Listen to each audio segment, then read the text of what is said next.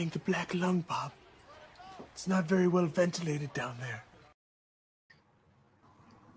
Good evening, and if you're just tuning in live, thanks for hanging on tight. I hope you caught the black lung.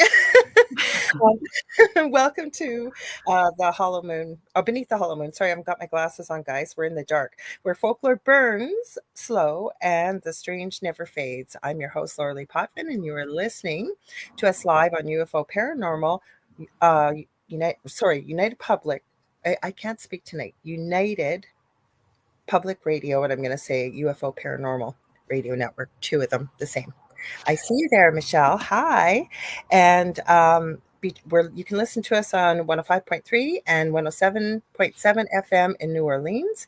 And I'm here with my co-host, Kerrilynn Shellhorn. And tonight we are following the trail of mysterious mind creatures. We are. Hi, Kerrilynn. Sorry about that. Okay. I can't see because it's dark. I didn't want to put my glasses on. I should have. Yeah. So how are you? You're looking a little dirty, just like I am. Headlamp is on. I am ready to talk about mind creatures. Yes, definitely. It's been a day, guys. We figured it all out. Mm-hmm. You know what it's like when it's live, trying to get things to work. So we got to give a huge shout out to our station manager, Michelle DeRoche. She's been working overtime to get us to come to you guys, working live tonight. And she's also on after us tonight too. Second night of the Outer Realm. Mm-hmm. Mm-hmm. Hi, James. Contessa, Victoria from Astrolight Paranormal, Michelle Wilfong. Hello, everybody. Hi, everybody. Welcome. I thought that it didn't play your clip at the end because I don't know why it does that with some videos. It made it short. I hope you guys caught the intro. If you didn't, it's so awesome. If you haven't, I'd love to play it again for you because it's so awesome. Kerrilynn did it. So you guys got to let us know if you caught it, because Kerrilynn thought of the perfect clip to add at the end. Yeah. Wait, we can do it again when we do our station ID. Oh, perfect. Let's do it then. Then everybody will catch it then. Yes. Yeah, we'll do it again. Mm-hmm. So I went to move that. I forgot that's my light source. So we're going to be talking about creepy creatures found in mines. In mine shafts. So the folklore, reported stories, old stories, news stories. It's and I was very excited. I knew that I wanted to do this segment for a specific reason. We're gonna get to that in a bit. But let's talk about the energy too. We were talking today, and everybody we've talked to, it's kind of crazy, the energy out there. Let us know how your week's been going, you guys, in the chat. I feel like we say that all the time. I feel like every week is kind of crazy. It's just like a fresh new crazy this week. Not the same as last week crazy. This week feels a little different. It does. This week feels like all the narcissists are out to play. Yes, they are out to play, and you feel into it, like the way it shows up. I feel it. It's like not even a cyclone. It's just like it's chaos. It's just all over the place. Yeah. Mm-hmm. Yeah, everyone that I talked to today, I said, and actually, I had called my friend this really early this morning. I said, I feel like I'm being gaslit, left, right, and center, all over the place. And then my sweetest, dearest friend called me from her car at work, saying the same thing because she was having an issue at work. So it's certainly a thing. It is, and a lot of people I talk to too. Just having a lot of issues, a lot of people things, a lot of presumptuous people too. Like you said, I think it was perfect the way you said it. The narcissists have come out to play. Yeah, and not that we need to engage in it, even with all of the gaslighting stuff. But it's certainly the tools are. We're being pushed to put our tools in place, right? So if you are a recovering people pleaser, it has been a little more challenging, right? Putting your tools and maintaining healthy boundaries and protections, energetic and emotional, all of those sorts of things have definitely had to be thoughtfully used and put into place. And sometimes, well, we had a full moon too, so I think I keep forgetting about that. I was having So that. aren't we 3 days out from it? We are. Because I think it was what's today? 3 days is today, I think, because the official day was the 12th. So we're just on the tail end. And we don't always talk this kind of stuff, but it's kind of nice to acknowledge it because everybody needs a reminder. I know I need it. I'm sure it's nice to hear it. Like, we're good at always sharing what might help people to feel just more grounded and in a good state. Mish is just saying, I'll re-listen to find out why you're wearing those things on your head. That's going to be every week, you guys. We've decided that the themes that we pick, we're going to surprise you guys with a little outfit. And because it's beneath the hollow moon, we don't normally do shows in the dark, but we'd come up with the concept. It was Kerrilynn, you the one that came up with it, about like sitting around a campfire and telling spooky stories. So we're trying to kind of bring that vibe with you guys here. So tonight, Mish, we're going to be talking about like mysterious mind creatures and folklore and mining, and it's not just miners, but like we have people that treasure hunters and people that explore caves and mines, and all of these people are having different stories and experiences. So we rub some dirt on our face and we put the headlamps on, and we're getting into mode. And I always think too, when you do that stuff, when you put that extra intention behind it, who knows what will happen? No, I think we'll get some like mysterious knocks. Like we've had EVPs before during sessions. We've had extra stuff come through. So maybe somebody in spirit will feel inspired to show up during our talk and give us an EVP or a mysterious knock while we're talking. Absolutely. So shall we jump in then? And we're going to talk about our Did You Know facts? And honestly, I just love, I like having fun. I just want to have fun. So if dressing up, like, it just adds to the fun. Oh, Kurt just said thank you for that. And so did Mish. Mish said, sounds good. Can't wait to hear the rest of the show. Thanks, Mish. She's in the future. It's Friday over there already in Australia. And Kurt added, awesome thought. That's a really great idea. And it's different. Yeah, that's what we wanted to do. Be different. Because we forgot to mention our other shows, and we should mention that. Kerrilynn has her show tomorrow night coming up, Spirit Switchboard, 6 p.m. Eastern Standard Time. Who are you having on, Kerrilynn? So tomorrow I have Salma. She's known as the Light Mother. So she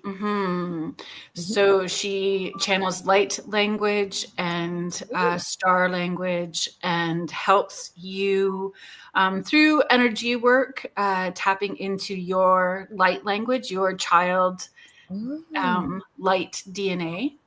So, yeah, we're going to be talking about all of that. Before I mention my show, I have been a friend of mine who I brought up many times on the show, Augie Nost, and his co-host Nori Love have the mastermind, and you can go there and they teach you the power of thought, energy, your words, many, many different things, how to access different gifts. And it's free on Sundays. I think all you have to do is send it to the mastermindconnection@gmail.com and they'll add you to the link.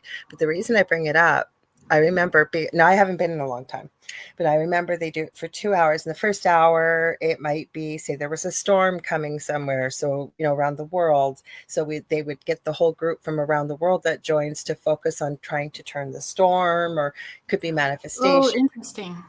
Yeah. Oh, yeah. It's really interesting. I met some great people in there. That's a lot of the guests I had on my first year being here on the network I had from the Mastermind Connection. And then what happened though, the second hour, they would try to connect with ET, and respectfully, whoever didn't want to connect didn't have to. But Nori, I know her. Like, I know she wouldn't have done this. We went into a meditation and she started speaking this language I have never, ever heard. Like, we were thinking it might have been light language. Like, she was so shocked when it was done. And I remember talking to her about it afterwards, privately, going, like, what was going on there? She goes, I don't know. I've never had that happen. So it's quite intriguing. So I think your guest's going to be really interesting. Yeah, I think so too. So Beverly Rhodes connected us together. So And Azria's coming on. You were worried about it, but I didn't have any openings. So you're going to have Azria back come on first before me. And I'm so happy you are. And like you've mentioned before, there's so many things to talk about. Like we do this show and we only scratch the surface of the things that we're wanting to talk about. So having Azria or Beverly, all of the ladies that have booked from Beverly on both shows, it's not going to matter because there's so much to talk about. We won't be repeating, so, and it's great that people who are interested are going to have access to both shows and be able to watch them and gain information from both shows. And got the Angel Rock Monday night, 6 p.m. Eastern Standard Time. And I forgot to check her out. I know she's only coming on for a half hour. She had told me this lady's had cancer and she's written about her experience with it. And she's had a really spiritual experience with it as well. So I don't know how long. Usually when people say they can only stay for a little bit of time, they're able to come a little bit longer. But if not, I'll be hanging out with you for the rest of it. Yeah. Mm-hmm. Yeah. So, hi, Tammy. Hi. You got Catherine Johnston. Oh, from Ireland. Hello and welcome. Thank you for staying up late to join us. I think we missed somebody else. Did we miss anybody else? Oh, Julie Jean Bassett. Hello, Julie Jean Bassett. How are you? We're going to give her a huge shout out. Go ahead. Yes. So Julie Jean Bassett. So Julie Jean, I'm going to ask Lorilei to help me connect because I have somebody in need of your services. So Julie Jean Bassett is an animal communicator and I have someone in need of some support. So I told her I was going to reach out to you. And she's an incredible shamanic practitioner. I always give her a massive shout out because I'm telling you, I have taken her animal communication course. I have had her work with my animals. Believe me, you got problems with any of your animals, she will help you. Hi, Jackie Collins. Yes. Or across the Rainbow Bridge. Also, life-changing session was her shamanic practitioner gift. So you guys, please check her out. Julie, I know you got a new website. So if you don't mind, please put it in the chat because I didn't memorize that one yet. Sorry. My friend has a spicy cat. Spicy. So she needs some help with her spicy cat. I've been hearing things like that from people before we jump into this.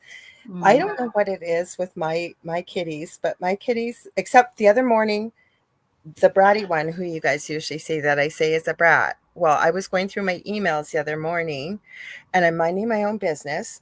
She has food, she has water, but I wasn't moving quick enough for her because I call it her kitty crack. It's Temptation Cat Treats, not sponsored, but I don't know what they put in it. And I'm sitting there and I have my finger up and she walked right up with her pointy incisor and chomped for the first time. My cats have never bit, never scratched, never done anything. Weird, eh? I'm telling you. Mm-hmm. Do you want me to read? I'll read, or do you want to read? Yeah. It's up to you. No, want me to read? Yeah. I'm going to put my glasses on. I'm in the dark here, guys, so have patience. Here I have them. If not, we're just going to make it bigger. Oh, there they are on the floor. How'd they end up there? That's what happens when you do your show in the dark. All right. That's what I said. So we're rubbing dirt, right, folks? So at some point, we need to all be mindful because I was like growing little seedlings, right? So I had little seedlings growing. So I grabbed the dirt to rub the dirt on my face for our show. And then I grabbed my drink because, don't grab the wrong one. I know in my head, I have been a manifesting queen. I have been a manifesting queen this week. So at the beginning of the week, I was worried I was going to lose my wallet. The very next day, didn't I lose my wallet? Oh, I know you told me I was. Yeah. I went, oh so my God. Right now, I was thinking I was going to grab the cup of dirt and drink from it. And I'm like, clear, cancel, delete. Okay, so that's commitment because before we talked, I said, you actually put dirt on your face? Because you said I put eyeshadow and you said you didn't have dark eyeshadow. It's dirt. It'll keep me grounded. Yeah, keep you grounded. Hello, Michelle DeRoche. We just said a shout out to you and thank you so much for making sure that things run smoothly. We appreciate the overtime that you have done to help all the hosts with StreamYard. So shall we start our Did You Know facts? Yes, our Did You Know. So, did you know that miners left offerings for Tommyknockers? And we're getting into what a Tommyknocker is during the show to keep them happy. Cornish miners and later those in the American West would leave bits of food like crusts of their pasties or pasties, depending how you say it, and in brackets it's meat pies, cigarettes, and alcohol in mine tunnels as a thank you for Tommyknockers' warnings. These 2-foot tall gnome-like spirits with their pale faces and tiny miner outfits were seen as so real that miners treated them like co-workers, hoping to avoid their mischievous side if ignored. Tommyknockers might have inspired as well, for another did you know fact, a famous horror story. Some believe Stephen King's 1987 novel, The Tommyknockers, drew from this folklore, though King's version turned them into alien entities. I can also tell you what I found out in my research. There's actually a band out there called The Tommyknockers. Did not know that. Sorry, got to get where I was. The real Tommyknockers with their blue lights guiding miners to safety or red lights warning of cave-ins were far less sinister, but just as mysterious. Miners swore they saw those lights in the dark. Also, if they hear knocking, it was from supposedly, depending on where you were mining, the Tommyknockers warning of a cave-in. There's a paranormal angle too. Miners often heard knocking sounds. I didn't even know that was in there. I just happened to say it before I read it. Sorry about that, guys. So miners often heard knocking sounds right before a disaster, and many claim to see these little figures vanish into thin air. Could these be spirits of deceased miners, as some believe, still looking out for their own in the depths? And the last, I believe it's the last did you know fact? The Kentucky Goblins sparked a real-life shootout on August 21st, 1955 in Kelly, Kentucky in the U.S. The Sutton family claimed they fought off these 3-foot-tall, silver-skinned creatures with glowing yellow eyes and bat-like ears for hours, firing guns at them. The goblins, described as floating or hopping, seemed bulletproof. Bullets made a sound like hitting a metal bucket, leaving the family terrified, and the event etched in history. Hi, Bob Barry. So I didn't know most of those facts, so I thought they were kind of interesting. It is interesting, and we are going to tap into a lot of that.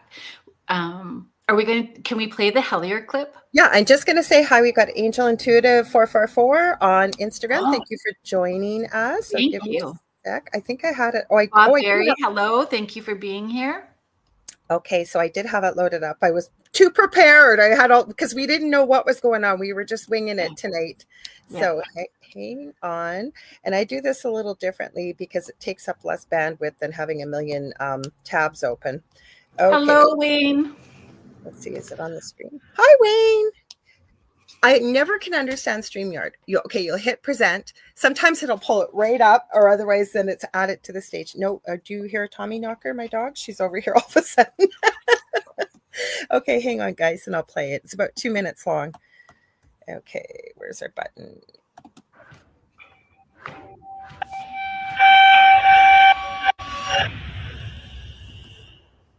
So I'm going to try my hardest to keep the narrative accurate because there's so much weird stuff that's involved in this. It was 2012. I was living in Canada. I went to check the email address, and there was an email in it from this guy who called himself David Christie. The email was about how these little creatures on this man's property in rural Kentucky were coming out of mine shafts and terrorizing his family. So my initial response to all of it was I was suspicious. For me, the first time that I actually stopped and went like, okay, this is legitimately strange, was when we got the pictures.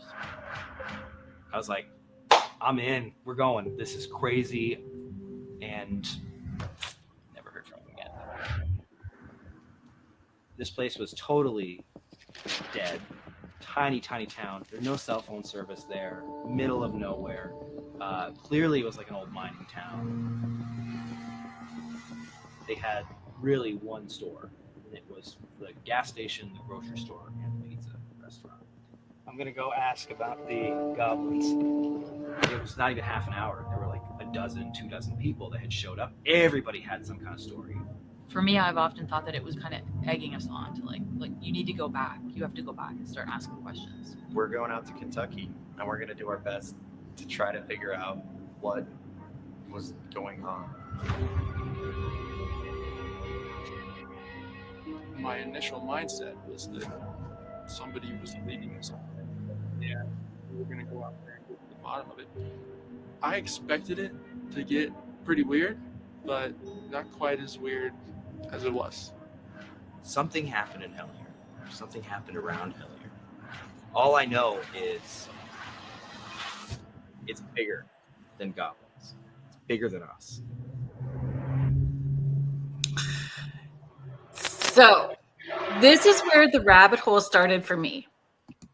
With Kentucky Goblins was with Hellier. So that is Greg and Dana Newkirk. Have you watched it or heard of it at all?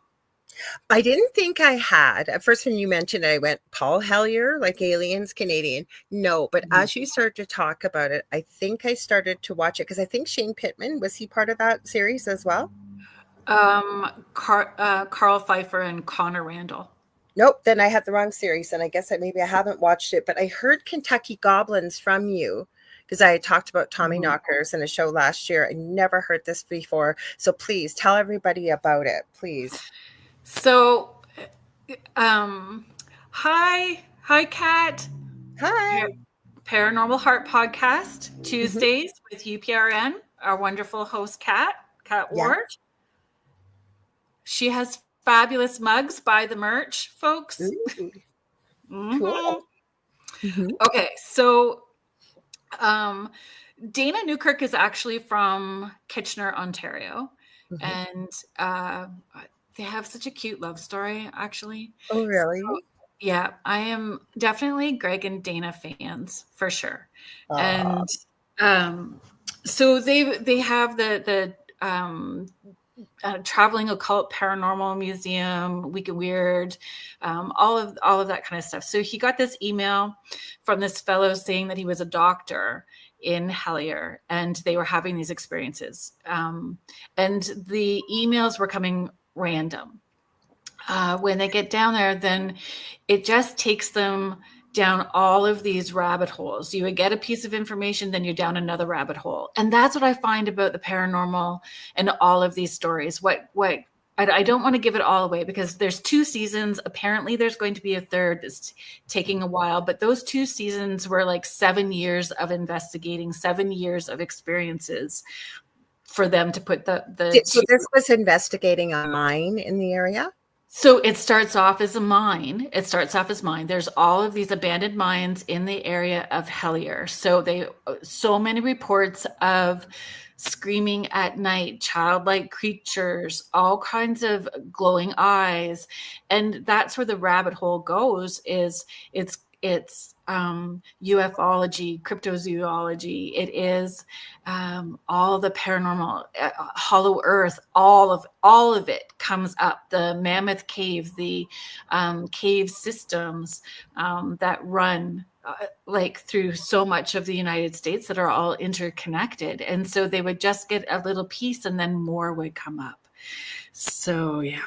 They had those. And it's a coal town. So there is this connection to Coal Hollow goblins as well too. So, was it a goblin? Was it when they got down there, that person, they couldn't be found. There's just such a twist to it. Has anybody in the chat that is watching? Hello, Miss Rhonda. Rhonda. Has anybody heard or watched it? So thanks, Kat. She says she loves the creepy vibe. The Hellier goblins resemble the same 1955 Hobsonville goblins where the shootout was taking place. So they appeared to float near caves, light impressions. So I don't know. It just runs the whole gambit. So tracks? Is it a cryptid? Is it hollow earth? Is it dimensional? When you watch Hellier, they also did like a ritual. Okay. Before they went, and that really stimulated stuff. They did the Estes method. So for those not familiar, so using a spirit box, headphone, sensory deprivation, eye masks, that too also initiated a lot of contact, but it was initiating on all kinds of different levels, paranormal, visions, premonitions of what would happen. They were seeing in their mind's eye premonitions of things that happen later. So, you know, when we talk about the cryptids and minds and the goblins, is it all interconnected? It almost would seem like it, because we've got a couple of videos. Like, I did find the one I was telling you about when we were talking that went viral. It was back in I want to say 2016. I could be wrong, but a gentleman was exploring an old mine, and he got the creepiest EVPs coming through. But the reason why I say that is it seems like people don't get far enough back into these old mines. Like, how do we know that they don't? There's not a portal to connect to Middle Earth or other realms, or Exactly. And honestly, I encourage all of you to watch Hellier. And then let's chat again, because I was such a fan. I still am such a fan. And I was telling everybody about it because it covers all of that. And it would send them to another cave system and another cave system. And each cave system, was it a portal? Is it connected to aliens? Is it connected to interdimensional? Does the collective consciousness play a part in it? Are we all manifesting it? When we're talking about it. So, because they do oh, sorry, go ahead. They do have this gray alien-ish vibe to them as well too, some of them. So what I was going to add, that I know you had mentioned, that I don't think it would ruin for anybody, but you had said there was one gentleman in particular that they sort of used as a resource, if I remember correctly, and he sort of seemed kind of gruff, but he was very realistic about the fact that the more you try and investigate this, you might as well be like a dog chasing your tail. yeah. Just John E.L. Tenney. So if anybody knows John, you just let him know how much I crush on him. I wasn't going to say that part, but I'm okay about saying it out loud. Yeah, okay. I'm sitting here with dirt on my face. I'm okay about saying whatever. You're committed. Yeah. So they do, and I just appreciated how they work together. Repeated experiments, right? So there is data searching. It's not just for the thrill of that. It's research and data collection as well too. I know, me and my crushes. That's okay. Well, I seen the footprints in that clip. Like, that doesn't even look like the footprints or the whatever they are, something in the earth. That, and you guys can look that, for people listening, you can look up that clip on YouTube. It's a trailer for Hellier, and Kerrilynn found it. But what made those footprints? Like, I don't know any animal that did. And when you watch the documentary, there's more pictures that they end up getting, and it's super, yes, another crush. It's super wild. And it's true though. I think with all of this, you get a snippet which takes you down another rabbit hole. And to me, it's all interconnected. I think that if we're talking about the goblins and goblin lore, we found stories that happen globally and internationally, and they all have the same themes. Yep. They all are described in the same way. There's also the cave systems as well too, but definitely these miners. And then if we look at the left brain side of it, is it isolation? Is it fumes? Is there other things that contribute to? I just think there's too many stories, but On the other hand, from the research that we've done, it's everywhere I looked anyways, and I'm sure you're going to say the same. It was constantly related that miners are very suspicious to begin with. Well, they're doing such a dangerous job. Yeah. And you'd have the old timers helping, training the younger ones, and they'd hear the stories. Is it a collective belief? The more you talk about it, the more you believe in it, the suspicion coupled with it. Yes, could you actually be manifesting this? Or is there something really there? I think that there's something there. I think so too. I believe it. And I don't believe all of it is manifested. I think I feel. So I'm going to use I feel instead of I think.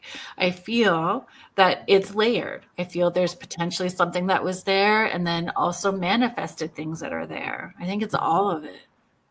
Well, I can tell you from the paranormal experience we had in our home, I never wanted to deal with anything dark. Those are my famous last words.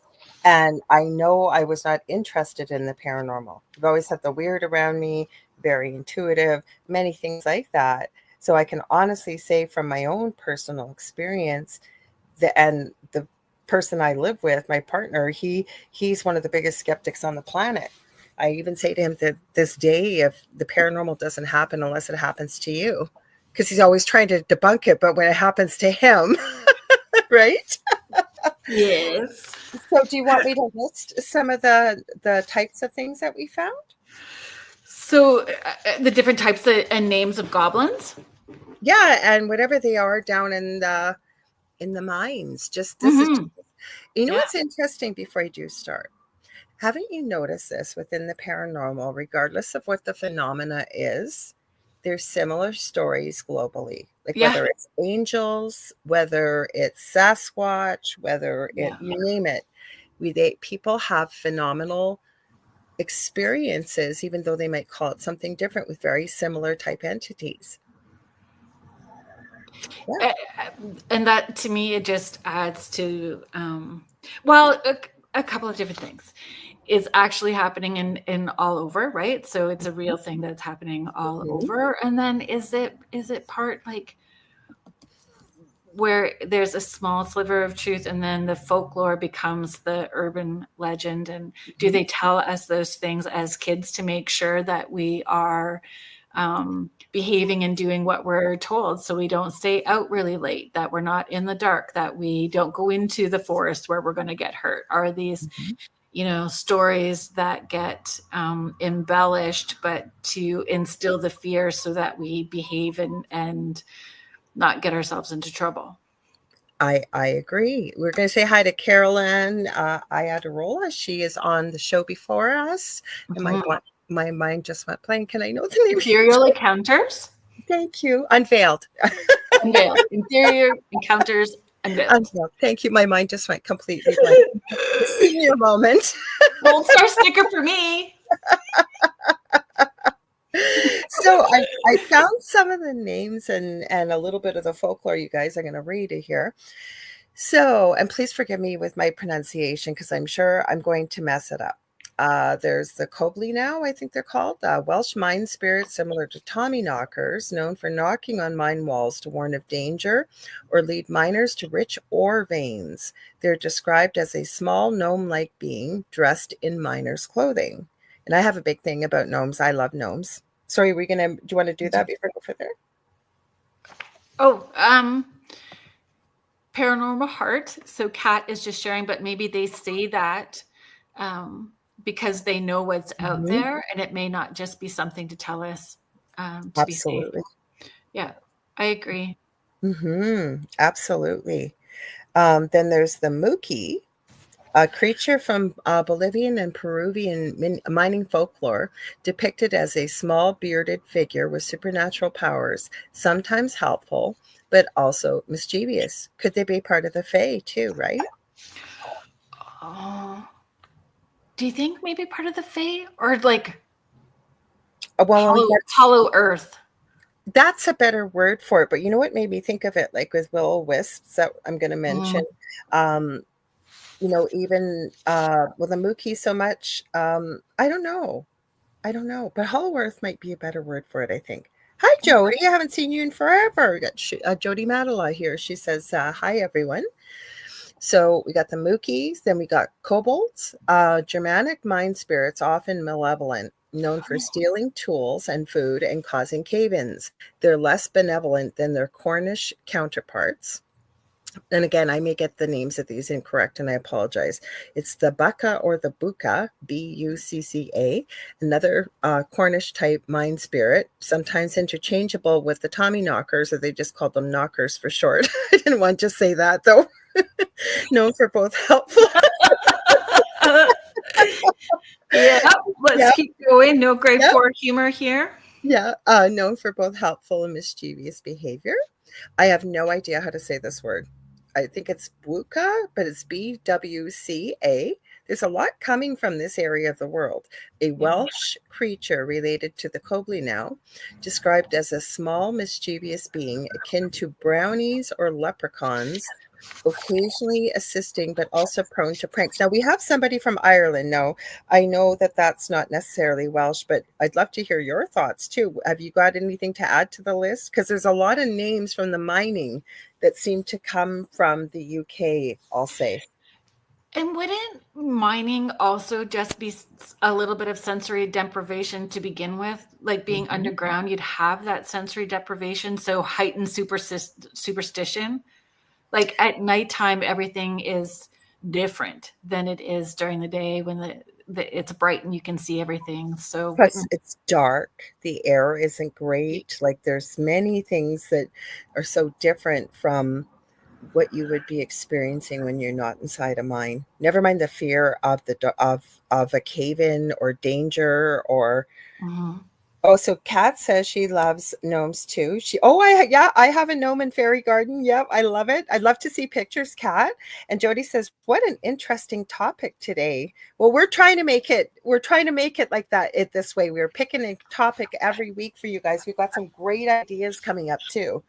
Okay, so then we have the Burgeister, and again, I'm going to screw this up. The Bergmannlein, and it says German terms for mountain ghosts or little miners believed to be spirits or deceased miners or supernatural beings haunting mines. Then we have the Spriggans, Cornish folklore creatures associated with mines and other underground places, known for being tricksters and sometimes guarding treasures. Then we have the Knickers, not the knockers, but the Knickers in a forward slash Meggies. Additional Cornish names for their mine spirits, similar to, again, they called it knockers, Tommyknockers. Right.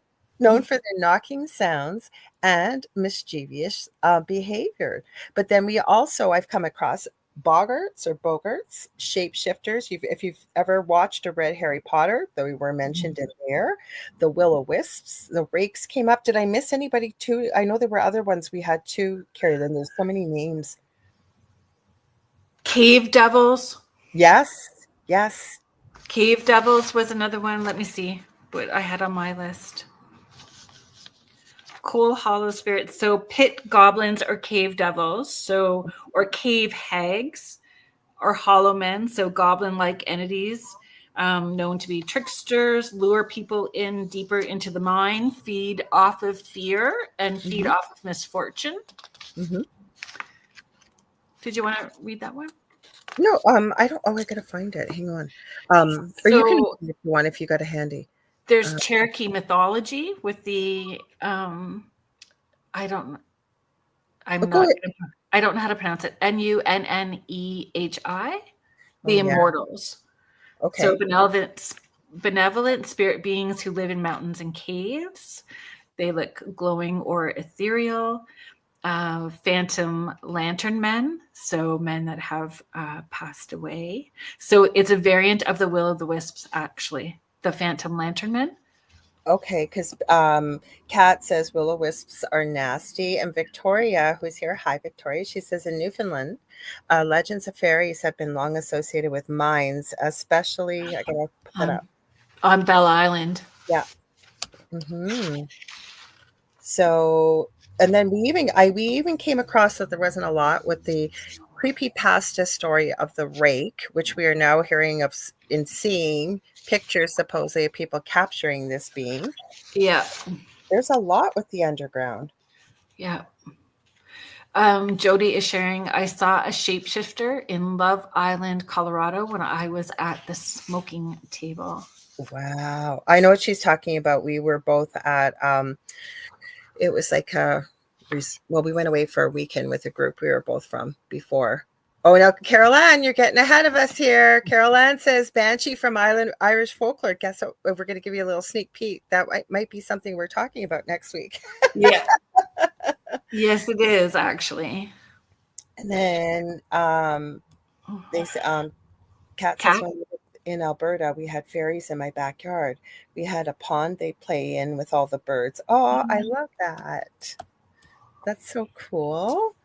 So yeah. So Coal Hollow spirits, so the ghosts of the Appalachian mines. So restless ghosts of miners who tragically died.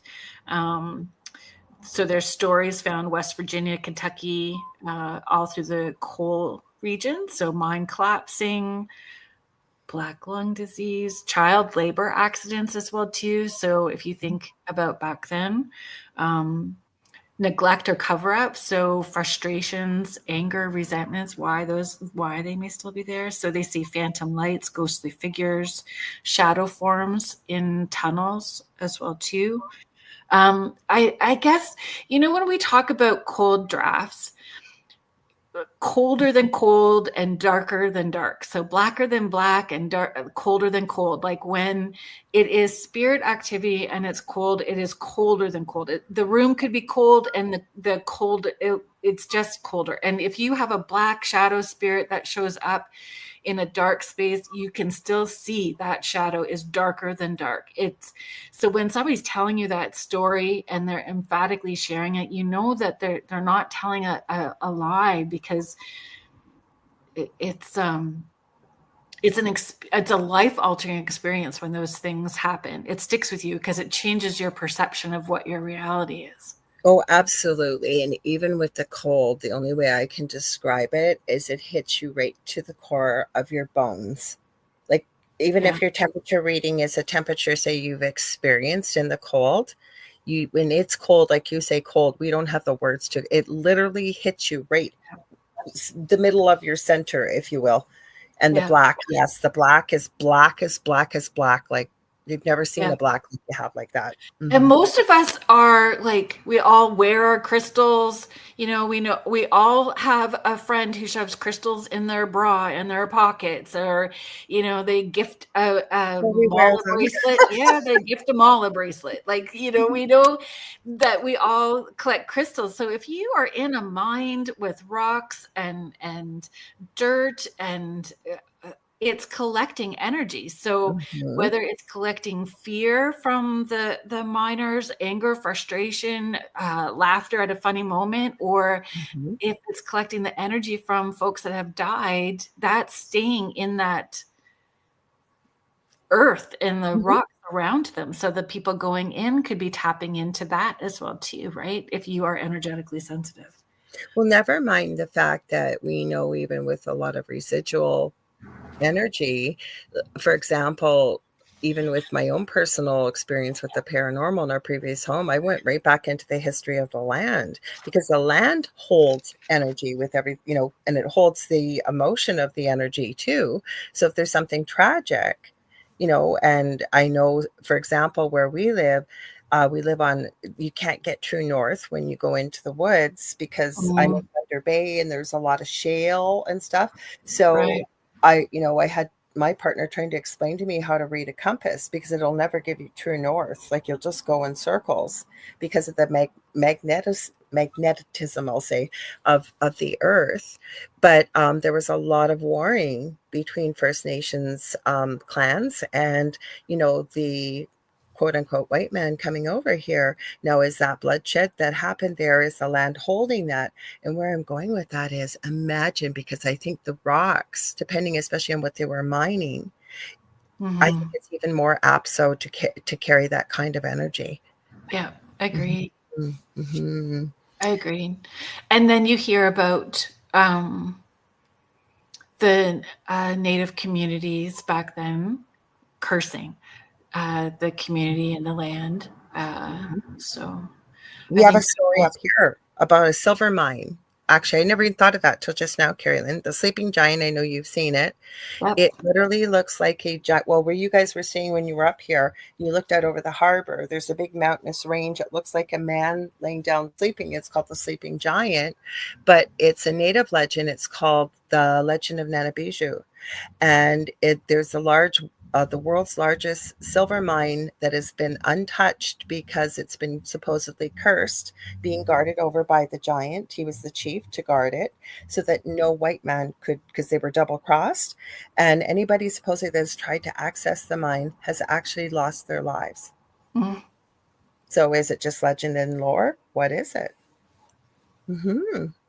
Or yes, legend or lore, or is there truth to it? Is it to prevent people from going and touching it?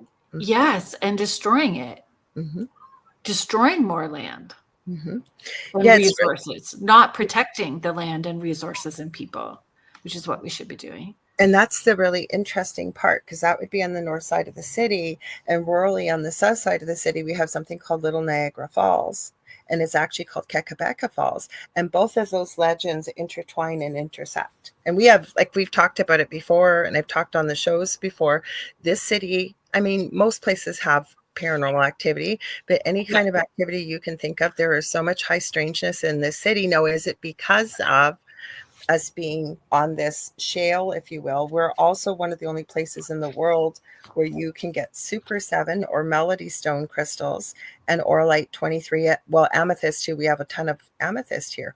I don't know. Lots of reasons. I can only speak for locally, but that's what I said before. It's all intertwined. Mm-hmm. The high strangeness, UFO, a hollow earth, all of it. It's just all I think it's all interconnected. And that's why, like, you get close to finding an answer. You think that you're figuring it out, and then it just takes you somewhere else. And I personally feel that there's something else bigger than that is purposely redirecting us so that we don't find all the answers. Could be. Absolutely could be. I'm just going to go back and take a look at some of our comments here. So let's see. So Kat says there's a lot of stuff. Shite. There you go. I like that word better. Out there that the normals just don't know about. Because they feel safer sleepwalking. Well, yeah. And then there's people too that say they don't believe in the paranormal. And of course I respect that, because they've just never had an experience. But just because you haven't experienced something doesn't mean it doesn't exist, right? Do you want to read that one? So Paranormal Heart podcast. So Kat Ward is sharing, yes, I saw a short hat man when I was a kid. It was dark in my room and he was darker than dark. We had one in our house. We had 4 main entities, and then there was a lot of different other stuff that happened. But we had the hat man, the shadow man.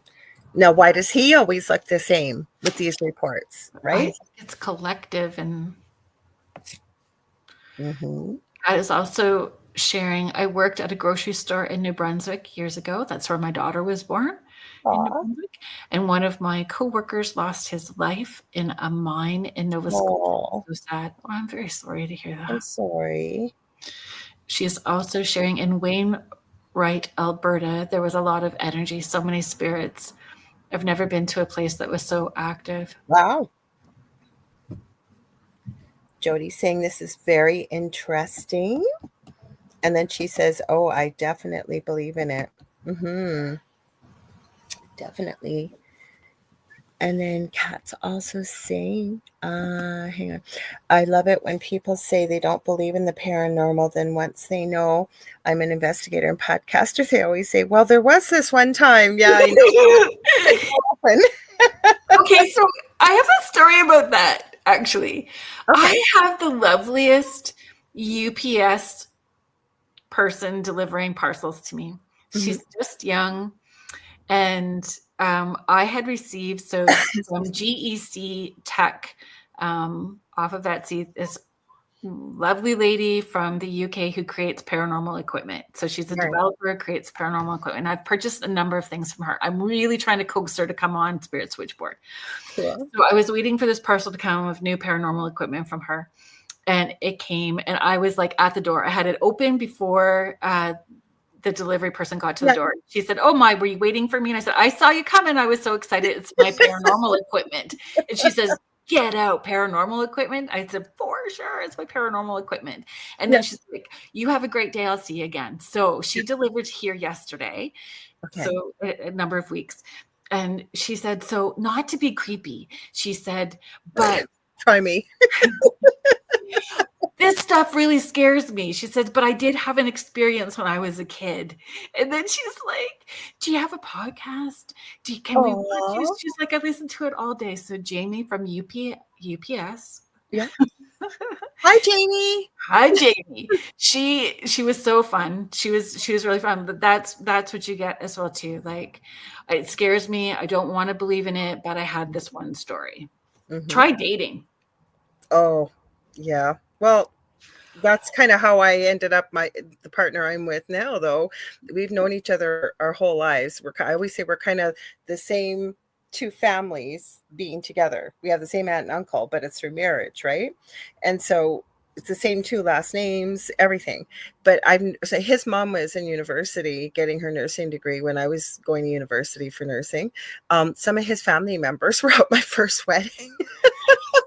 That's so funny. But that's how we connected. Well, I love tech stuff.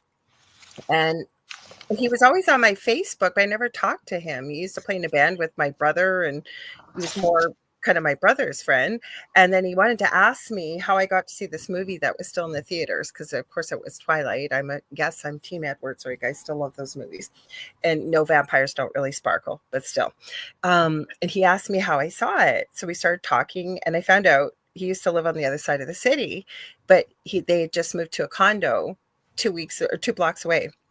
So he came over, and I started showing him how to do all these tech things to be able to watch the movie. And then he said to me, "Have you ever read the Celestine Prophecies?" They go, "I have the book. I just can't get into it." And then we started talking about all this paranormal and kind of deep spiritual type things. And it was just that we were friends first. So that's kind of how we got together. I love that, though. Mm-hmm. That's sweet. I'm going to tell you better than my date who showed up with a Bible.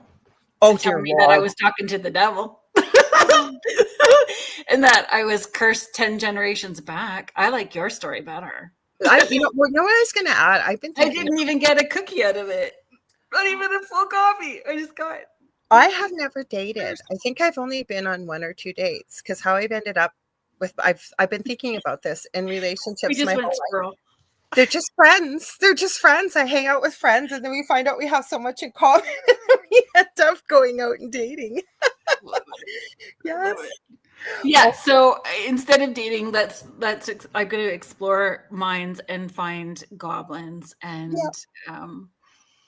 Hollow Earth. And you don't want to date a goblin. They're a Tommyknocker. We're going to we're going to talk about Tommyknockers now. Do you want me to do the station ID? We'll do the station ID, and then we'll play. Then we'll play it. I'll get it ready while you're doing it. Okay. So if you are just joining us now, thank you for being here. You are listening to Beneath the Hollow Moon with Lorilei Potvin and myself, Kerrilynn Shellhorn. And you are listening to us live on the United Public Radio Network and the UFO Paranormal Radio Network, 105.3 in the Gulf Coast and 107.7 FM in beautiful New Orleans. And we just are going to do it again because we know that it's been a stressful time. Thank you to our station manager, Michelle DeRoche, for all of her support for the hosts here. We've had a bit of technical difficulties, and she's been in the background supporting all of us and helping us get to you as smoothly as possible. And so, we do appreciate her very much. And she's on right after us tonight, second night of the Outer Realm. So you guys want to stay tuned. Okay, so we got to play this intro. So people that came late, I got to get this to Kerrilynn. She comes out with the best like little reels. And then we were talking this afternoon, and you got to stay tuned for the last part of it because she came up with it. We haven't been able to stop laughing. So you're going to see us in the background because it only fills the middle of the screen, but we have to play it again. So here it is. Hang on. Oh, wait, where is it? Now we got, I got to get rid of one of these, I think.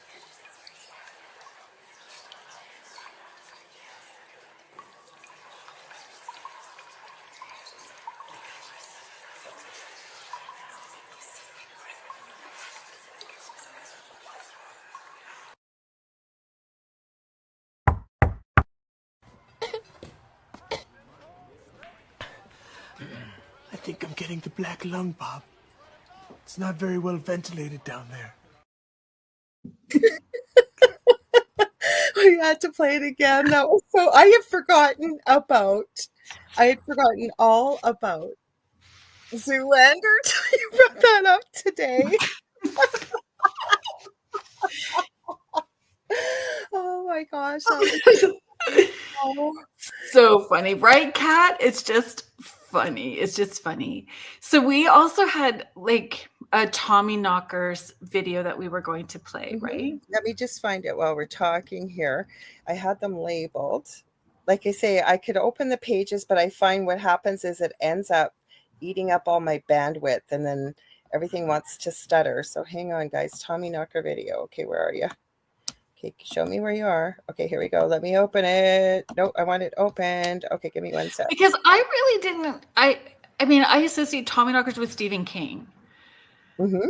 So I hadn't really gone down much of this rabbit hole about Tommyknockers, but Goblins and Kentucky Goblins, I was right down that rabbit hole. So this was a fun show for me. And you have a lot of information about the Tommyknockers as well too. Well, I've done a few shows. People are saying what a great movie, and everybody's laughing at the intro. So you guys, you got to give Kerrilynn credit. She comes up with the best reels, and they'll be different every week. Okay, so Banshees next week. Banshees, yes, Banshees. Carol Ann was ahead of us. There we go. Okay. So we will play this. I think that hopefully this is a cave creature. I don't know what this thing is, but that's next in our series of videos that have supposedly captured dangerous mythological creatures is this Tommyknocker sighting by YouTube channel Exploring with Danny. Known throughout Wales, Cornwall and Devon as a devious leprechaun-like creature, the tales about the Tommyknocker are divisive in their opinion of the creature's intent, but each agrees on their behaviour. Tommyknockers are infamous for either knocking on a cave wall or whistling just before a mine collapses. While some tales cite the Tommyknockers as benevolent tricksters, only knocking on cave walls in order to warn miners of the impending collapse, many tales paint Tommyknockers in a more sinister light. These tales cite the creatures as devious, malevolent beings who knock only to tease miners before collapsing the mines themselves. Those of the former opinion might just change their mind about the Tommyknockers' intent after watching this creepy clip. The video begins with a chilling preview of what's to come, as you can clearly hear a distinct whistling sound off in the distance. You got a mine I like coming into. Yeah. Walking through the caves, Danny seems to be visibly scared of the eerie location, even before the scary sounds are heard. Hello? Is there anyone there? Eventually, the group stumbles upon an odd black goo seeping from the walls of the mine. Unsure of what the substance could be, Danny rubs it between his fingers, remarking that the consistency is similar to that of oil. Determined to identify the dark substance, Danny decides to taste it and remarks that it's sure not oil. I had to take one for the team. I had to see what it was, but it's sure not oil. The crew continue to explore the mine. Suddenly, Danny's confronted with a small creature that appears to be crawling towards him. Huh? What the hell was that? Spooked, he and the others quickly run from the area and the video abruptly ends. If you brighten the footage and slow it down, you can definitely see that there's something there.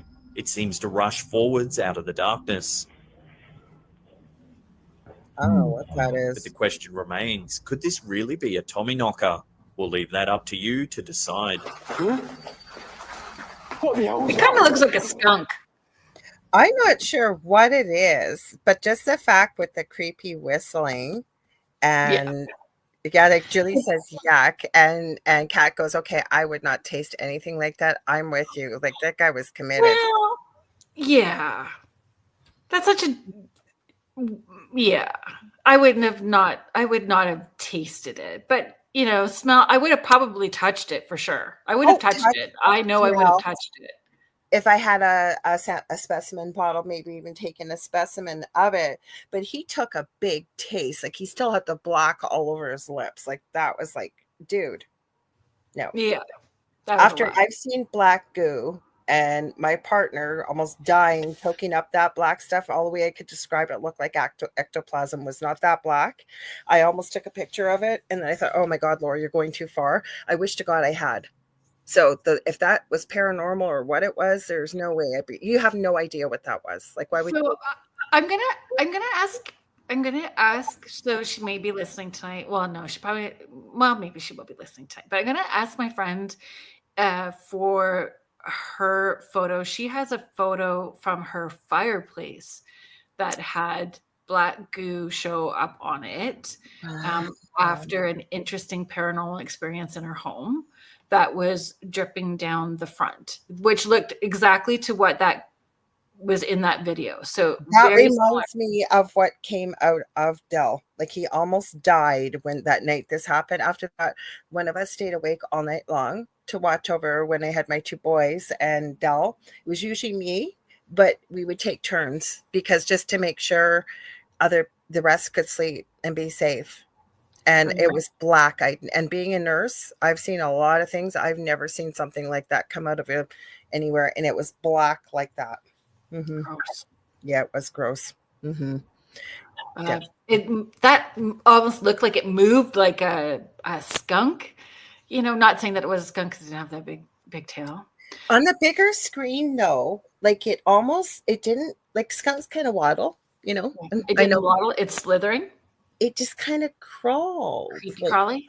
Yeah, it was small, but it was creepy. Like, I'm not saying it's a Tommyknocker, but it's something that, why would you be in a mine like that? Just, no. Mm-mm. What do you mean, why wouldn't you be in a mine? I don't know. I mean, it's a pretty big burrow. I would go. I would go. Oh, to go in a mine? Yeah. Yeah, I would go. I would go with you. Yeah. I would go with you or someone else. Not that you were inviting me, sorry, but I meant I would go. Yeah, I would go exploring down there. Oh, Oh, Kat, I have a whole, thank you very much, Kat says, oh, Lorilei, I need you on my show. Love to hear about medical paranormal stories.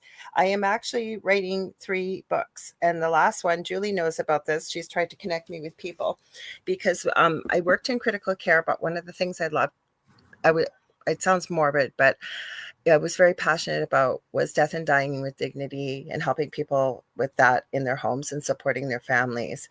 And some of the most incredible things I noticed that we've witnessed at the bedside as people transition from earth and going back home, as I call it. And I've been able to talk to a few people already and collect some really fascinating stories from nurses.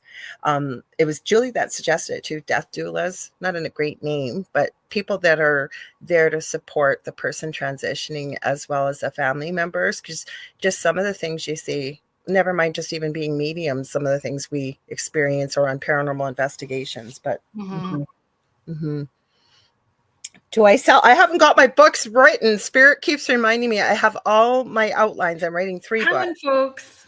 So it's coming. It's coming. I got to get my butt together. Do Tommyknockers present in different ways? What I came across was, and tell me if I'm wrong or anybody else, so just the research that I did, that it was hard to find a video because I've sent you a couple. Yep. The one, and you called it fake too. I think it was fake. It went viral back in 2023, and I don't know how people could think it was real. It looked very fake. It was like bearded gentleman creeping up, gray colored, whitish, and he grabs something and then creeps back down into the cave. So it was very hard to find Tommyknocker sightings, but what it was more so was knocks, lights, and I do have some of those videos. And then there was the whistle, but the way they've been described sounded like gnomes to me. Like they dressed like little miners. Like, what was your research showing? Same thing. Yeah. Like it's the lights and sounds as the phenomenon, and then creature looking, not human looking. And it knocks. Like they knew, like anybody knew, if you heard a knock, it was from the Tommyknockers warning you that a cave-in was coming. Yeah, for safety. We didn't talk about the canary in the cave. They would bring canaries in to warn of rising carbon monoxide levels as well. So yeah, and our Canadian history. Well, I don't know what the American history, but Canadian. Well, I think maybe American was probably the same. Chinese Canadian, Chinese American people, they would send Indigenous peoples in first, marginalized people in first. Yeah. Yep, absolutely. No, I just history. It was terrible. Actually, I was watching Ian. Why do I always forget his last name?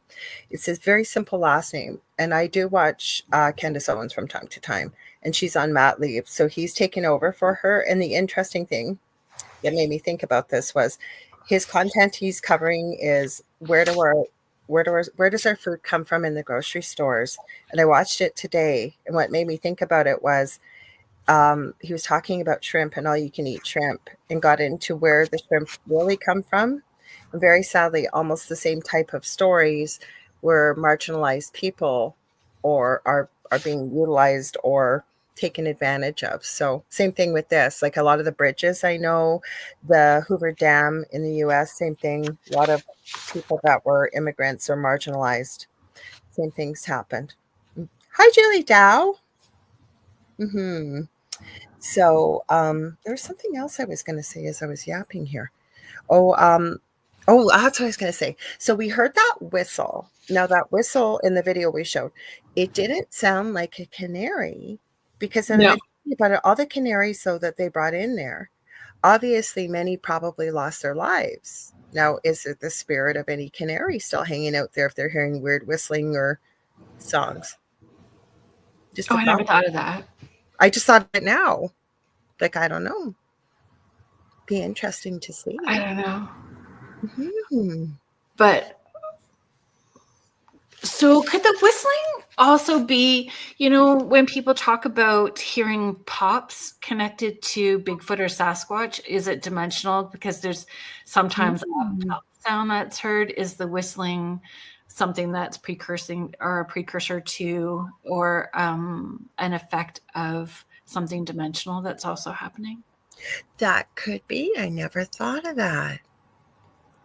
Same as the lights, like they knew that the blue lights, they would say blue lights, and they thought it was from, we'll say the mining spirits, depending on where they lived. And they knew the blue meant to follow, there was a good ore, or this was a good path to follow, or whatever. Then there was the red. It could mean danger, danger, danger. But yellow also was like a warning I came across. Did you come across anything different with them? I never saw anything about a yellow light. Yeah, I didn't see a lot about yellow. It just depended. There was a few things. I'll go through my research. But aren't will-o'-the-wisps also seen as a light? Blue, yeah. A blue light. But again, guiding you towards something. But was it Kat or Victoria that said they felt that will-o'-the-wisps were nasty? And will-o'-the-wisps usually seem to be outside the caves, I found. Not so much in the caves. But how do you know if you saw a blue light, whether it was really a will-o'-the-wisp, will-o'-wisp, says they have them printed, or was it actually the spirit of the knockers, or Tommyknockers, I should say. I gotta watch myself saying that. Yeah. Thank you, Kat. Thanks, Kat. I'm glad you could pop in. Okay, so what I got on the lights. So folklore about miners following colored lights. Thank you. Yeah, I thought it was you. Yeah, you'll have, when you can, leave us a comment or let us know more about what you know about the will-o'-wisps, because we were talking about the movie Brave. right? The movie Brave, and the trouble that, what was her name? Something, Merida. Merida got into trouble following them. Yeah. Okay, folklore about miners following colored lights. Blue, yellow, or red in mines to either find safety or avoid danger is a fascinating aspect of mining traditions, particularly tied to spirits like Tommyknockers, Kobolds, or other mine creatures. And then they said, well, there isn't a universal, well-documented legend specifically naming blue, yellow, and red lights with clear instructions on which to follow or avoid. The concept of colored lights in mining folklore appears in various cultural traditions, often with symbolic meanings. Then there's some suggestions. Blue lights. In some mining traditions, particularly in Cornish and Welsh folklore, blue lights are often associated with benevolent spirits like Tommyknockers or Kobolds. These spirits might produce faint, ghostly blue glows. And then you brought up Will the Wisp, because this is in brackets, sometimes described as Will of the Wisp. Sorry, I lost my place there for a second. To guide miners towards safety, such as safe passages or rich ore veins. Blue lights could indicate a protective presence, warning of impending cave-ins, or leading miners away from dangerous areas. For example, in Welsh lore, Kobolds were said to create lights to show miners the way to stable tunnels. Because it goes through all the colors that I mentioned. Are you okay with me finishing the yellow and the red? Yeah. Okay. Yellow lights. Yellow or golden lights in folklore are less commonly mentioned, which we had said, but can symbolize treasure or wealth in some stories. I'd forgotten about the treasure too. Oh, that's interesting. Yet in certain mining tales, a yellow glow might be linked to spirits guarding rich ore deposits, tempting miners to follow. However, these could be deceptive, as spirits like kobolds from Germanic folklore, or we didn't even mention this one, Spriggans. I don't think I had that word in there. No. Or Spriggans are also of Cornish belief systems, I guess, when it comes to mine spirits. They might use such lights to lure miners into dangerous or unstable parts of the mine, leading them to get lost or trapped. And then lastly, red lights. Red lights are often ominous in folklore, associated with danger or malevolent spirits. In mining contexts, the red glow might be linked to creatures like Boggarts, because we didn't find a lot on the Boggarts, but we know they're shapeshifters. So God knows what, could that have really been a Boggart in that video I showed that shapeshifted in something to scare the crap out of them? That gave me goosebumps. Or malevolent kobolds, signaling imminent peril, such as a cave-in, flooding, or toxic gas. Miners might interpret red lights as a warning to avoid a particular tunnel or area. In some stories, red lights could be tied to the spirits of deceased miners, warning of a death or disaster. There you go. Victoria of Astrolite Paranormal is just sharing, my daughter and I have seen blue lights in the forest. Oh, wow. So in the forest outside of Ottawa or Newfoundland? Just curious. Don't tell the exact spot, because you don't want people who are not respectful of that area to just go tromping in there. So don't have to give exactly where, but just even the province would be good. So we would. Oh, we've also got, sorry, I just popped over here to Instagram. We were so engrossed. We've got Karen Majidi joining in too. So welcome if you're still there. We're glad to have you. So, yeah, so the lights are interesting, right? There was way more on the lights. I mean, it could have gone on forever and ever, plus links. But we mostly just wanted to mention all this because I'd never heard of Kentucky Goblins till you had mentioned it. Now, did you find anything on goblins in particular? Because, I'm thinking of the Spiderwick Chronicles. Do you remember those stories about the goblins?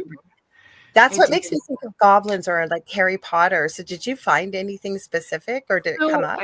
I didn't, but to me, miners giving offerings and stuff like that. That's so. Is it the people in spirit? That's such a different. way of looking at it, but I know that we give offerings also to the fairies, right? We give food offering to fairies, and Crystals. we do once a year, depending on your belief system and background, whether you set a plate out or food, soap, and towels for your loved ones that are in spirit. So I just find it interesting that they, we're gifting in order to have a peaceful coexistence with whatever it may be, fairies or spirits that are in the cave. Hi, Mart. Welcome. Hello, Mart.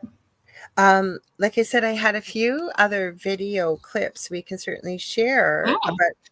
I've only seen red lights in like a red glowing ball of light, and I've seen a yellow ball of glowing light in the forest. Yeah. I've not seen blue, so that's really interesting, Victoria.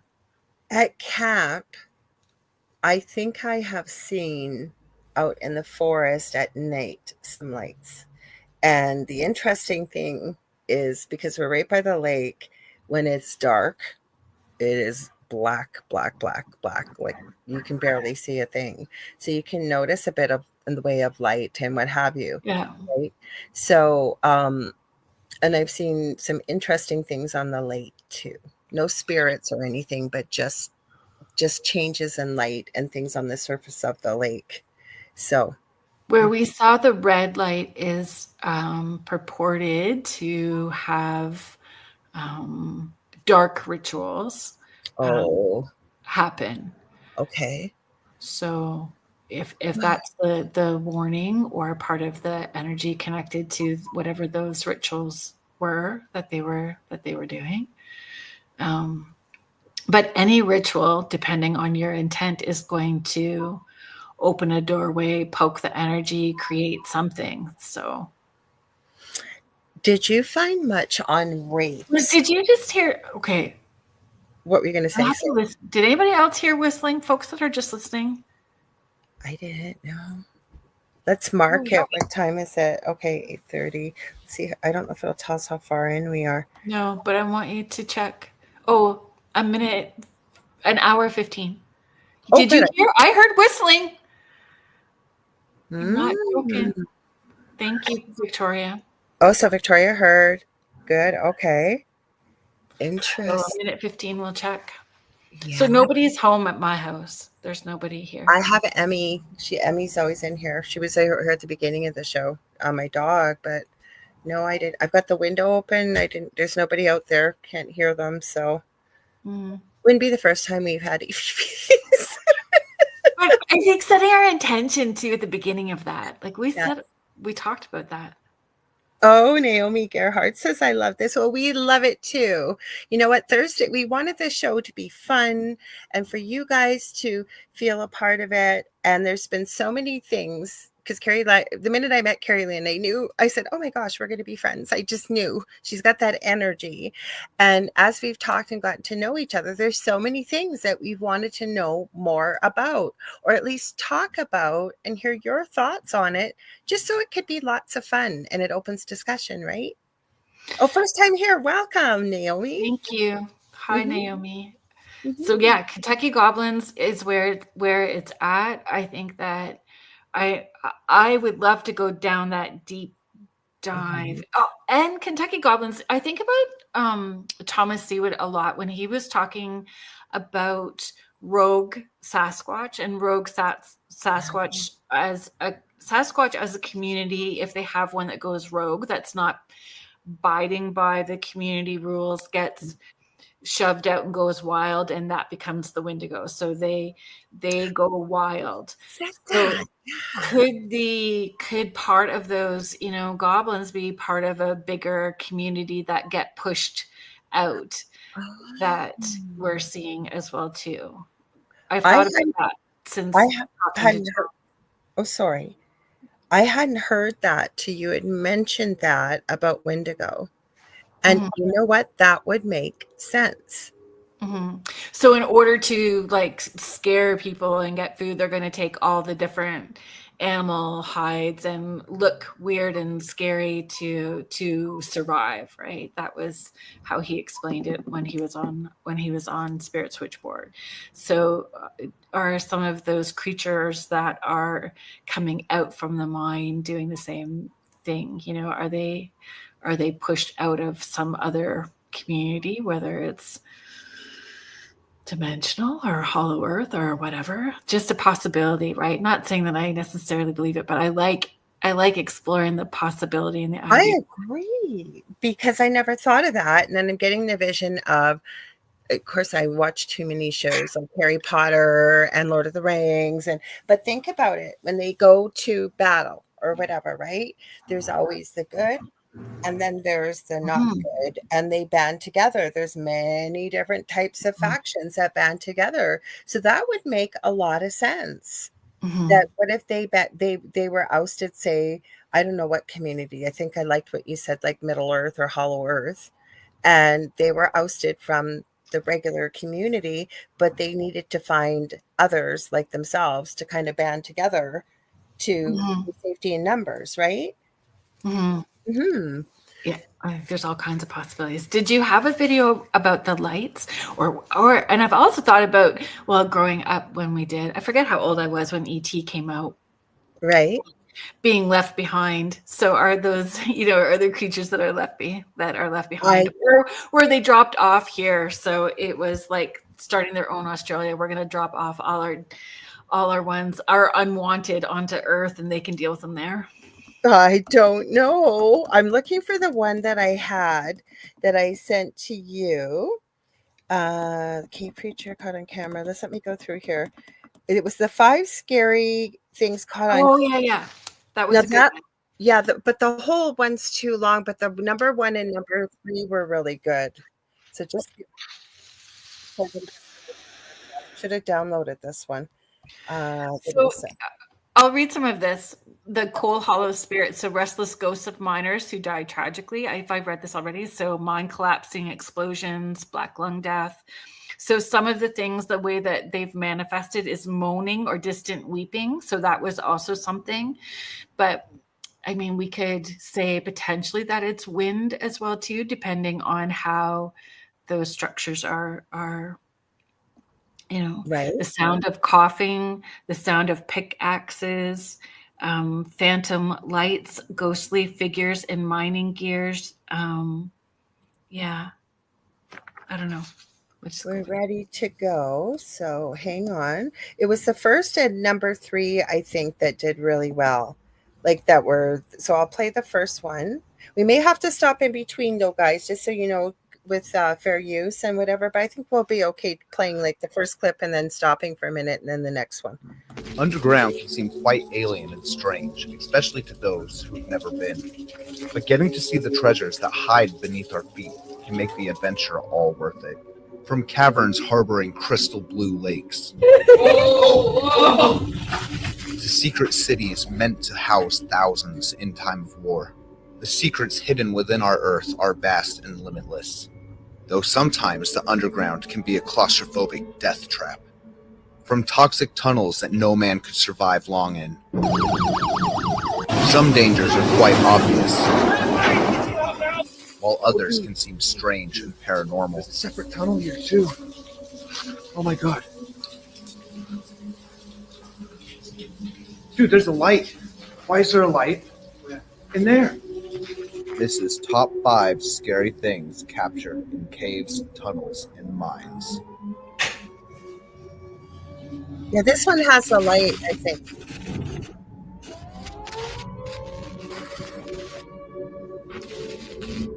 I'll just pause this for a second for people that are listening and can't read. Here, just give, oh, it went right back to the beginning. Give me a sec, guys. There's a warning on here.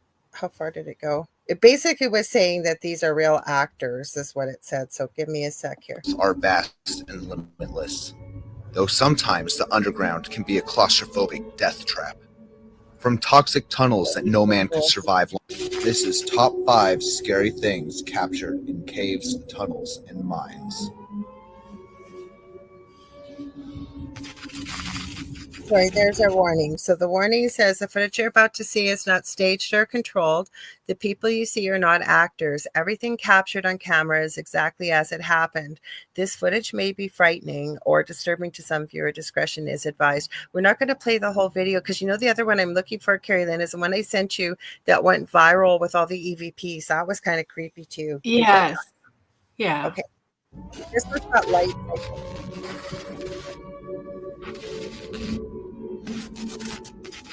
Number 5, the calls of the Tommyknocker. We got wind that there is a cave that's been having some strange noises and some activity inside. While investigating a cave that is known for legends of the Tommyknocker, a type of cave spirit that likes to torture and confuse miners, I managed to make it through the tight crevices to get deep inside the cave to capture this amazing evidence of Tommyknockers on camera.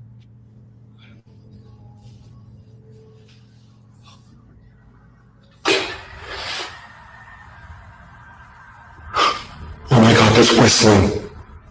There's whistling, dude. There's something whistling in here. No, dude, I don't feel safe. I'm out. They say when you hear the whistle of a Tommyknocker, they're warning you to get out now before they collapse the tunnel in on you. So can you blame me for wanting to get out right away? I'm going to go past this one because I want to go to number 3. So did you guys hear the whistle? Oh, sorry. Did you guys hear the whistle at all? Yep. Okay, I want to get past these trains here because it was the third one that had I think this is the one with the Is light. anybody, would you know, I would whistle back. I would just want to whistle back. Yes. I would want to whistle back and see what happens. I'm trying to see. Okay, let me see if this is it. Because there's the train one, but I want to get to the light. Anybody else? Okay. Accept our responsibility at season. Oh, I probably would if I was with you. Because I'm a smart aleck. Okay, this is a creepy boat that they found in a cave that shouldn't be there. Okay, this is number 3. Let's see, we'll get to number 3. Sorry, guys, I couldn't mark it. That might be it. Hello, go try here. I see a strange light. Okay, yeah, let me go back. Why is there a light in there? You're in a cave, in a mine. Light? You guys, oh my god. That just said light.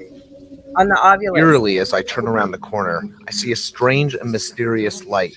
But if that wasn't odd enough, the fact that the ovulus, a device known as a spiritual speak and spell, where spirits can pick and choose words that they want to say, just so happened to say the word light at the exact moment I proclaim I see a strange light.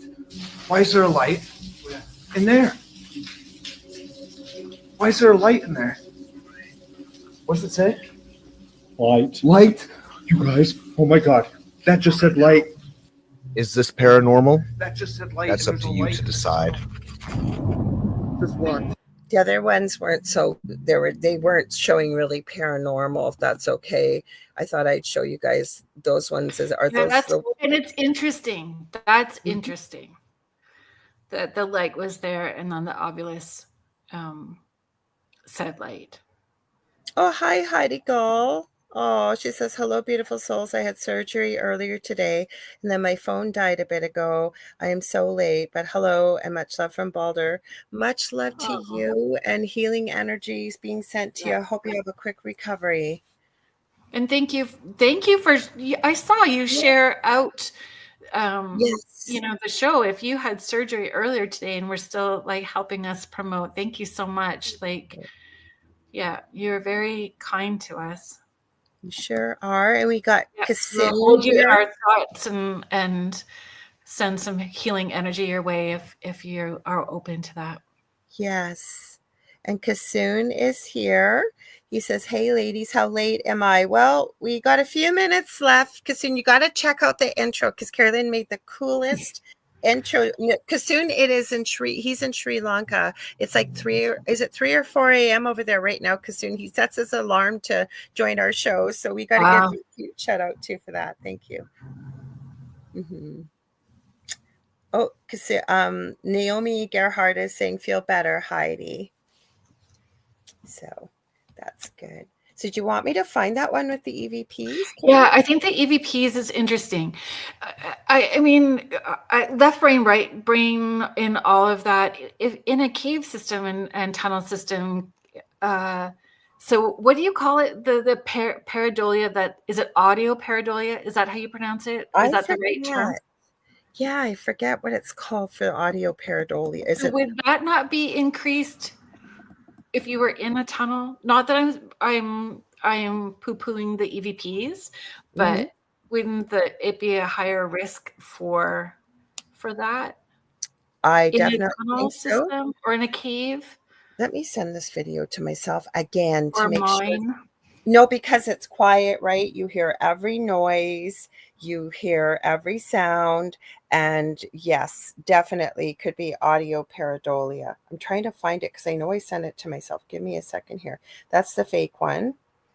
I found some super creepy videos to share with you guys. And it's so funny. In my head, I think I would be okay with the talking. If I heard words or something with my outside ear, right? I'd be okay. Yeah. It would be if they were like heavy breathing, like somebody standing too close to you at the grocery store, you know? Yeah. Heavy breathing on your neck. I think that would freak me out more. Yeah. Than if I heard words. Give me the words. Yeah. I hear you. Definitely hear you. Yell at me to get out, not be all creepy up in my space. Do you know what I think? It didn't download. That's why I didn't send it to myself. So give me a sec, guys. I know where it is because I have it saved.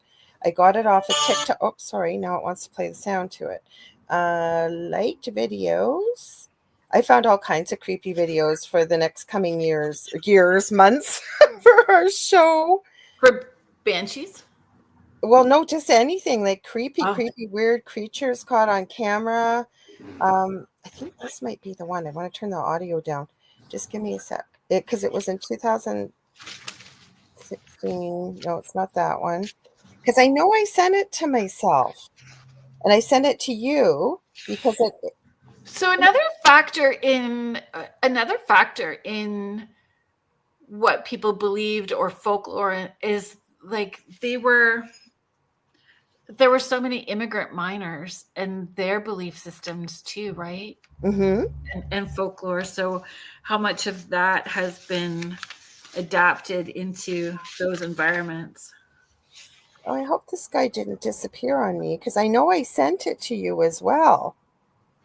I know I did. Yeah, it's one of the last ones in our chat there. Is it? Okay, then if I send it to you, then it's got to be there. So give me a second. I will find it, guys, because I labeled all the ones I had, but I sent a lot of different video clips. Okay. Well, that's the fake one I sent you, though. The one, remember, it looked like it was almost AI. Yeah, but it's after that. It's just after. Just after? Mm-hmm. Am I missing it? Okay. I've got, let's see, 106. I'm wondering if it's this one. I got to just look at it and see because there was voices on it. Mm-hmm. It's not that one. Yeah, it was a really good one. I know, and it's like it's disappeared off of our phones here. Hang on a second. Do you want me to check? Can you send it to me, please? Yeah, just send it to me on Messenger, please. And I'm sorry about this, guys. Wouldn't be the first time I've had something weird happen with videos not showing up because I know I uploaded it. I can't even find it on TikTok, and I found it, or on YouTube, and I downloaded it. So I have fake Tommyknocker intro video. So let's see. I have our Hellier clip. Cave creature caught on camera. Unless it's this one. Let's see. I just sent it to you. Oh, good. Okay. Hang on. There it is. Okay. Thank you. Welcome.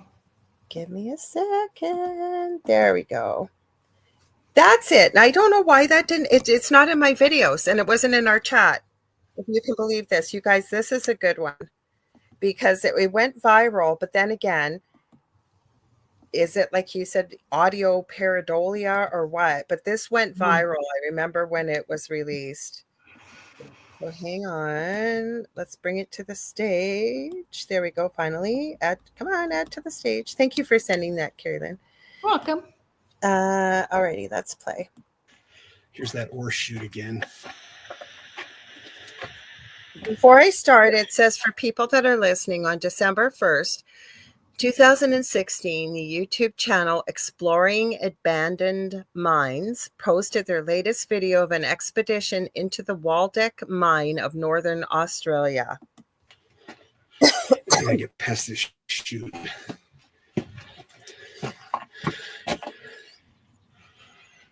Wow, crazy. And then you can see how big these timbers are. That's about almost a foot in diameter, the big cross timbers. So they had to put big ones in here to hold up all of this rock. You can see right here where some of these boards are bending. Do you hear that? Said hear us.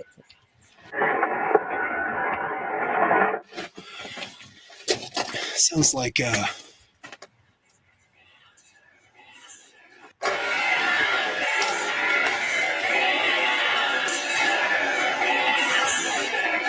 is that wind? I don't know if you can hear that on the camera.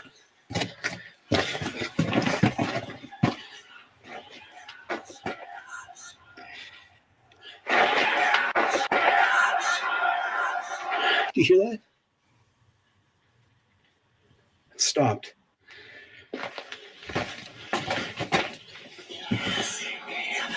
Wow. Wow. I don't know what that is. That doesn't sound like wind, but that's crazy. Don't know if that's a bird or I don't know what that is. It almost sounds like snakes, but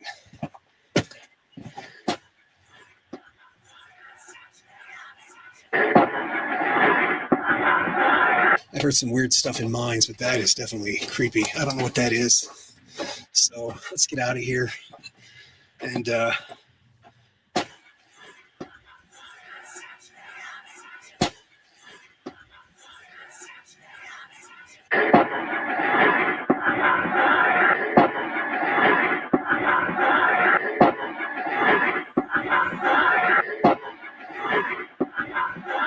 was weird.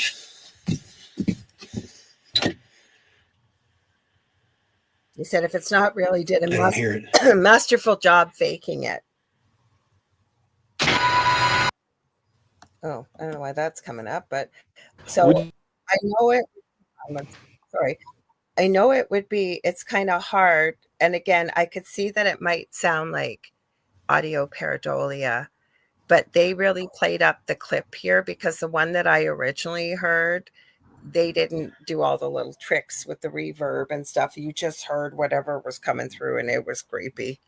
Oh yeah, I find that creepy. I'm not thinking that that's audio pareidolia. I'm just saying that's a potential for something to happen. Absolutely. But in those places. That was super creepy. And you could feel like it got, I always find it super fascinating and interesting when they say he can hear us or they can hear us or they're seeing us. Then it's like, then my hackles go up because then it's something for sure. Yep. I love when that kind of conversation starts where they are wanting to. Could you see the kid? I couldn't see the kid at the end of the video. No, I didn't get that part either. I'd have to watch it again. What he was talking about. Yeah. I'm the worst one though. I tell people that all the time. Don't send me your pictures because you want me to see what you see because I won't. And it's not that I don't want to support you. My brain just doesn't go there. I have a really hard time seeing, like, people send me pictures of clouds and stuff and I'm not seeing what you're seeing. And I don't want to hurt your feelings by saying that. So I know audio I'm great for. Send me your audio clips I'm really cool with. But something cloud related, no. I'm not very good. I won't see it. So Kasoon's back. That was a quick coffee. And Vet Girl, I think those are eyes she's looking. So hi, Vet Girl 884. And Kasoon says, what did Kerrilynn do at the beginning? He's going to just have to watch, right? Yeah, you'll have to do the replay. It's a cool intro. So we do have a photo from a listener submission from Heather Tretiak. I'm so sorry for mucking that up, folks. Please Yeah, know that I'm going to do that consistently. Mess up words and not say them properly, and I will do my very best at all times. And thank you for being patient with me. Yes, I'm going to grab it from you because, again, I don't know why. Maybe I didn't wait long enough to upload it. I'll just upload it on here. I know what it is. And it's not really a story. But no, it's not a story, but we did ask. So I'm just going to do our little, if you've got a story, go ahead. If you have an image, something that you would like to share that gives you chills, a strange encounter, something you can't explain, we want to hear it or see it. Send us your true tales of the weird, haunted, and unexplainable. Your story could be the next one we share. And you can submit your story to kerrilynnsporch at gmail.com. So KERRILYNNS porch at gmail.com. Yes. And so here's the picture. Let me make it bigger, Kerrilynn, so everybody can see. Because, what did I just do? I lost it there. Hang on, guys. Stop sharing for a sec. It's of this beautiful horsey. And then see what you see.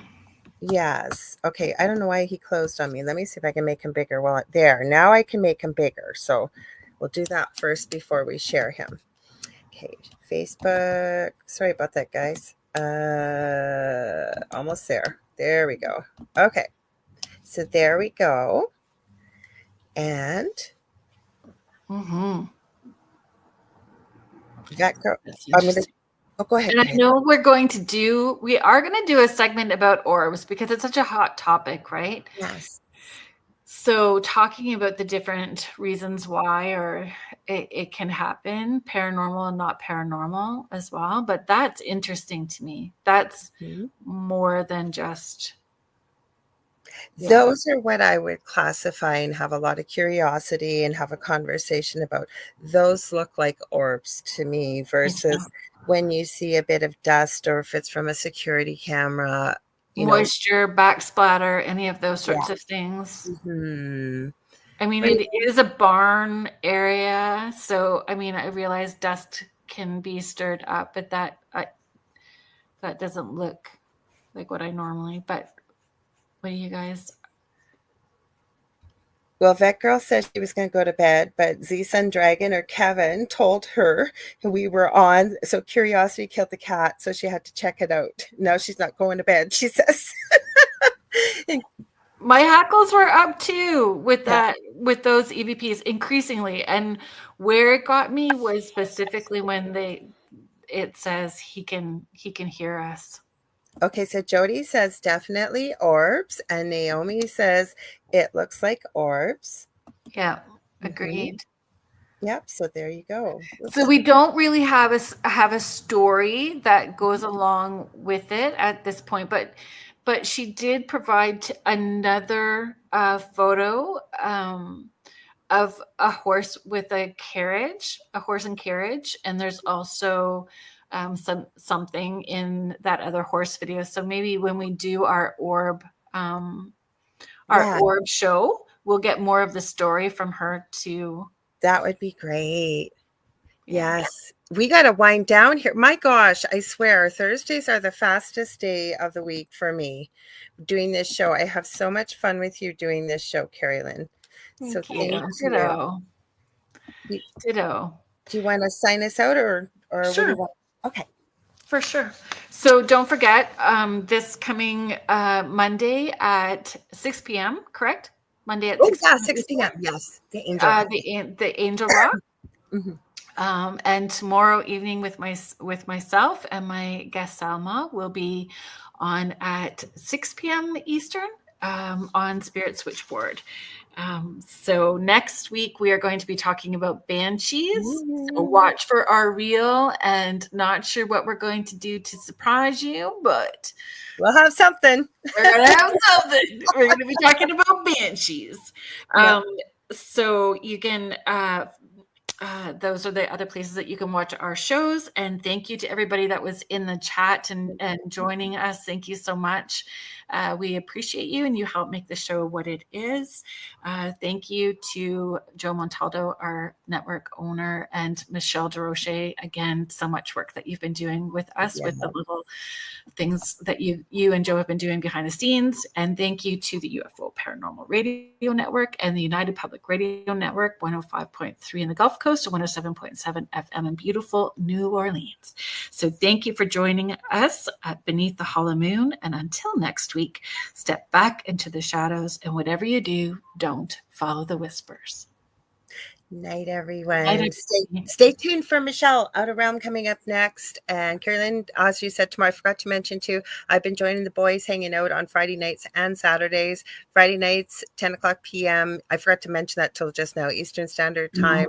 News on the flip side, it's Joe Montaldo show, and then the chat 7:30 p.m. Eastern Standard Time. I think I can join in this week because I don't have anything going on. So I think that we'll have two ladies. We'll have some girl power. Yes, we'll have some female energy happening with those guys. Yeah. All right, you guys, we love you. We'll see you next week, and stay tuned for Kerrilynn tomorrow for sure. See you then. Bye. Bye. Oops.